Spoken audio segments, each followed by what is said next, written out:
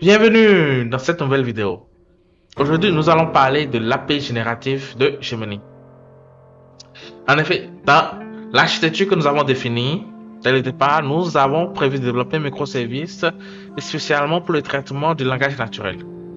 Un microservice qui aura la responsabilité d'extraire les informations pertinentes des demandes de l'utilisateur, d'interpréter les commandes de l'utilisateur sous forme de texte et de voix. Donc, nous allons mettre le mot sur le i. C'est quoi un modèle de langage large? C'est quoi Gemini? Sans plus tarder, rentrons dans le vif du sujet. Notre programme pour cette session, c'est de répondre à la question, c'est quoi un LLM? Deux, de voir, c'est quoi l'API générative de Gemini? Qu'est-ce qu'un modèle de langage large? Un modèle de langage large est un type de modèle d'intelligence artificielle conçu pour comprendre et générer du langage naturel. Quand on parle de modèle, il faut comprendre que c'est un programme. C'est un programme qui a été conçu pour simuler l'intelligence humaine. Il y a différents types de modèles qui existent, qui avaient déjà été développés avant les LLM. On a les modèles de détection d'objets dans les images, les modèles de détection de personnes dans les images ou dans les vidéos, les modèles de détection de caractères dans des images ou dans des vidéos pour extraire du contenu textuel. Nous avons aussi les modèles de détection de compréhension de la voix et de traduction de langue, comme par exemple Google Translate. Eh bien, les LLM sont, on dit, une avancée majeure, voilà, dans la recherche pour comprendre le langage humain. Et quelles sont les caractéristiques principales des LLM? Première des choses, c'est qu'ils sont entraînés sur de grandes tailles de données de texte. Ils sont conçus pour comprendre et générer du texte de manière très fluide. Deuxième chose, c'est une capacité de compréhension du langage naturel. Ils peuvent comprendre le contexte, ils peuvent comprendre les nuances, ils peuvent comprendre les intentions derrière les mots, ils peuvent comprendre des phrases. Et enfin, ils ont une capacité naturelle de générer du langage. Ils peuvent produire du texte cohérent, ils peuvent répondre à des questions de façon pertinente, apporter des réponses précises dans un contexte de situation donnée. Ils peuvent écrire du code, ils peuvent donner des instructions pour, par exemple, réaliser des projets dans différents contextes. Comment est-ce qu'ils fonctionnent les LLM? Fonctionnement. Donc, les LLM utilisent une architecture de réseau de neurones avancée, appelée transformer, qui ont été conçus spécialement pour traiter et générer du texte. Alors là, ça parle un peu technique. Il faut avoir fait une formation d'ingénieur en IA ou de data scientist pour comprendre un peu c'est quoi l'architecture transformer. Mais je vais vous faire un résumé. Donc, transformer, c'est l'apogée d'une série d'architectures qui ont été conçues dans le domaine du deep learning afin d'apprendre à la machine à apprendre de lui-même. Nous avons eu des modèles initiaux comme les RNN, Recurrent Neural Network, les CNN, Convolutional Neural Network, les GAN, Adversarial Neural Network, qui ont été à chacun une évolution des modèles de deep learning. Et le modèle transformer, on peut dire, est une apogée de ces modèles-là qui se base aujourd'hui sur une technique que nous appelons l'encodage et le décodage, qui sont des techniques qui ont été inventées grâce aux avancées militaires pour communiquer de façon codée avec les différentes équipes en temps de guerre. Donc, aujourd'hui, Transformer, c'est une architecture qui a été inventée par des chercheurs à Google et qui ont complètement révolutionné le domaine de l'intelligence artificielle. Concrètement, les modèles, les LLM, ils sont entraînés de base, comme je le disais, sur des milliards de mots. Mais comment l'entraînement se passe? On va être rapide. Je vais vous expliquer ça rapidement. Désolé, je n'ai pas fait de diagramme pour le montrer. Mais voici. Supposons que il faut considérer les modèles de réseau de neurones comme des fonctions. C'est comme des fonctions avec des équations, avec des économies. Et donc, nous cherchons en fait à mettre en œuvre, à écrire une fonction capable de comprendre le langage naturel, de prédire du texte, on peut dire, dans ce cas-ci. Donc, de base, nous initialisons nous initialisons les inconnus de cette fonction à 0 et nous allons essayer de déterminer la valeur de ces inconnus-là afin de construire notre fonction voilà, qui va nous permettre de décoder le langage humain. Donc, comment nous entraînons ce modèle? Le modèle, il est entraîné de façon comme un bébé, il essaie des trucs et on le corrige, il essaie à nouveau, il essaie jusqu'à ce qu'il apprenne la meilleure façon de faire. Donc, on lui propose un mot qu'on appelle token, on lui propose un mot, on lui demande de trouver quel est le mot suivant. Et donc, il va essayer de suggérer un mot, il va essayer de trouver un mot, et après, il va comparer avec le mot réel qui doit suivre, en fait, ce mot qu'on lui a proposé. Et il va essayer de faire la comparaison et d'ajuster ces poids, les inconnus dont nous avons parlé, en fonction de l'exactitude de sa réponse. Et il va le faire pour plusieurs suites de mots, des milliers de suites de mots, sur des tas de livres, des dictionnaires, des blogs, des articles. Et ainsi, il apprend à prédire avec exactitude le mot suivant qui doit suivre dans une phrase donnée. Et c'est ainsi que nous avons les modèles de langage large. Bien sûr, il y a un point très important, avant l'entraînement des modèles, nous avons un pré-entraînement où c'est une phase où on transforme le texte en 0 de 1 parce que, comme je vous l'ai dit, le modèle c'est un programme et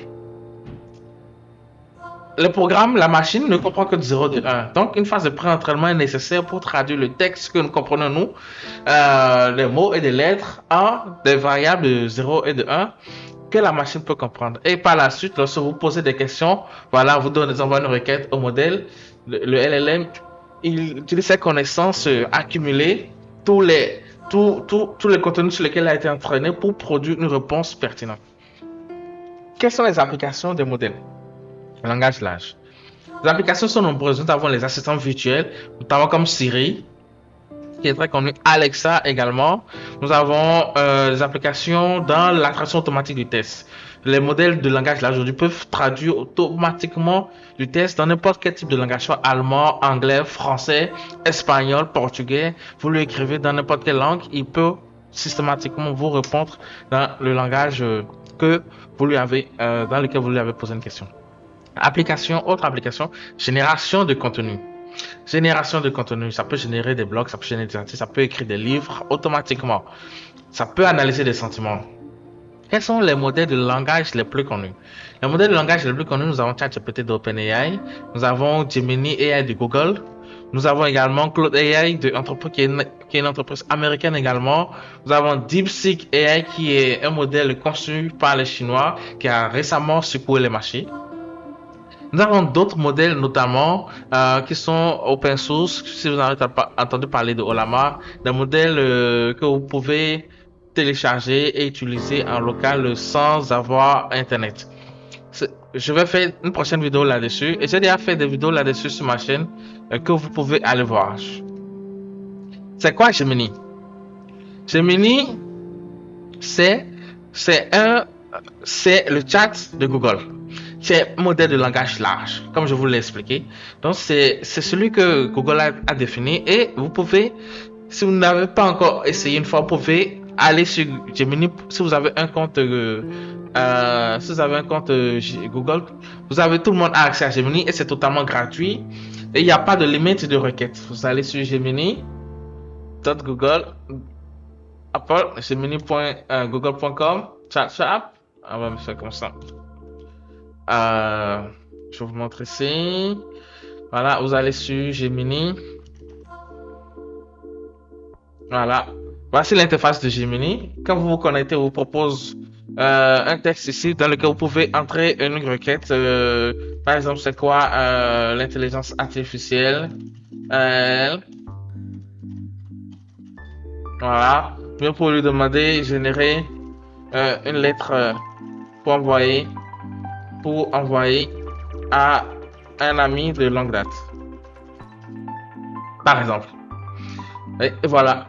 Et Gemini dispose de plusieurs modèles avancés. Nous avons le modèle de base 2.0 Flash, le modèle avancé 2.0 Flash Faking, le modèle de recherche type recherche et le dernier modèle 2.50 hyper ultra performant. Enfin, vous pouvez aller sur ce lien, voilà, pour commencer par utiliser Gemini gratuitement. Fonctionnement, comment ça fonctionne? Pour utiliser l'API générative de Google. Donc, l'API générative de Google, c'est une interface qui permet aux développeurs spécialement d'accéder au modèle développé par Google, Gemini notamment, les différentes variétés pour créer des applications innovantes. Pour pouvoir l'utiliser, vous devez obtenir une clé d'API. Pour cela, vous devez aller sur le site de la documentation de Gemini, ici. Et vous venez sur le guide de démarrage. Lorsque vous venez sur le guide de démarrage, ça vous montre par exemple si vous utilisez Python, vous devez installer ce module Google-KNAI. Vous pouvez obtenir une clé Gemini en cliquant sur ce lien. Voilà. Vous allez ici, vous cliquez sur créer une clé API. C'est totalement gratuit. Vous pouvez obtenir une clé d'API ici. Voilà. Vous devez pour cela avoir un compte sur le cloud de Google et avoir créé un projet dessus. Je l'ai montré dans une vidéo précédente. Créer un compte Google Cloud, c'est très facile. Vous avez un compte chez Google, c'est totalement gratuit. Vous avez des crédits gratuits pour développer. Enfin. Ensuite, vous envoyez des requêtes, comme démontré dans la documentation ici. Vous pouvez écrire des requêtes en Python. Voilà, vous importez le modèle, vous précisez l'API que vous avez récupéré depuis le Gemini Studio. Vous précisez le modèle que vous voulez utiliser 2.0, Flash ou bien Flash Thinking. Vous précisez le contenu que vous voulez envoyer à l'IA. Ici, le texte, peut-être une requête, vous demandez de générer des lettres, tout ce que vous voulez, et vous affichez la réponse. Vous pouvez aussi effectuer cela en utilisant Node.js ou en utilisant REST.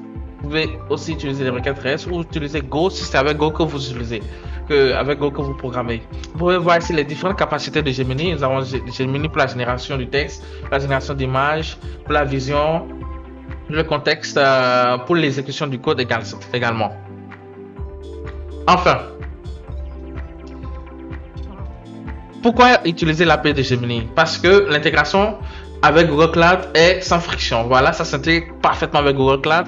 Et l'abonnement pro à Gemini vous offre des avantages dans le cloud de Google. Une prise en main facile et rapide, surtout avec Python par exemple, ou Node.js ou Go, tous les langages que vous voulez. Le modèle Gemini est très puissant. Il a un contexte très large qui va de 1 million à des milliards de tokens.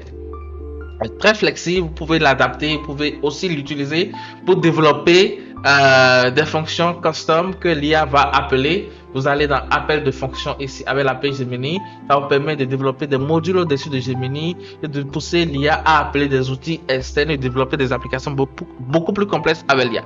Enfin, et voilà. Les prochaines étapes, nous allons voir ensemble comment intégrer l'API générative de Gemini. Nous allons voir comment importer le module en Python, écrire du code, appeler des fonctions qui vont insérer des calendriers, des événements sur notre calendrier. Si vous avez aimé cette vidéo, n'hésitez pas à liker et je vous retrouve dans une très prochaine vidéo. À très bientôt.